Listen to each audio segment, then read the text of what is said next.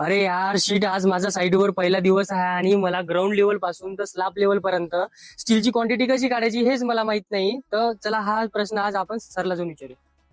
तर असा प्रश्न सगळ्या सिव्हिल इंजिनिअरिंग विद्यार्थ्यांना पडत असतो की साईटवरती आल्यानंतर एका घराला किती स्टील लागत असते हे त्यांना माहिती नसते. आपण जे स्टील युज करतो, जे ग्राउंड फ्लोअर पासून जे फर्स्ट फ्लोअर पर्यंत स्टील येत असते किंवा पहिल्या स्लॅब पर्यंत जे स्टील लागत असतं, त्याच्यासाठी आपण एक शॉर्टकट वे डेव्हलप केलेला आहे. एक अशी मेथड डेव्हलप केलेली आहे की ज्याच्यामुळे तुम्हाला किती स्क्वेअर फीट साठी किती स्टील लागणार आहे याची इन्फॉर्मेशन तुम्हाला विदिन अ सेकंड तुम्हाला कॅल्क्युलेट करता येणार आहे. तर ते फॅक्टर आहे 3.5 kg per square feet to 4.5 kg per square feet. म्हणजे 3.5 ते 4.5 kg पर स्क्वेअर फीट हे स्टील तुम्हाला लागत असतं. आता याचा यूज कसा करायचा?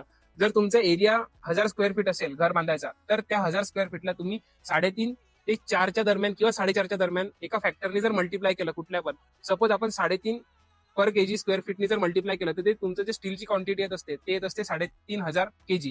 म्हणजे तुमच्या घराला जे स्टील लागणार असतं ते 3,500 kg एवढं स्टील लागणार असतं. म्हणजे 35 क्विंटल आणि 3.5 टन इतकं स्टील तुम्हाला तुमच्या घरासाठी हे लागत असतं.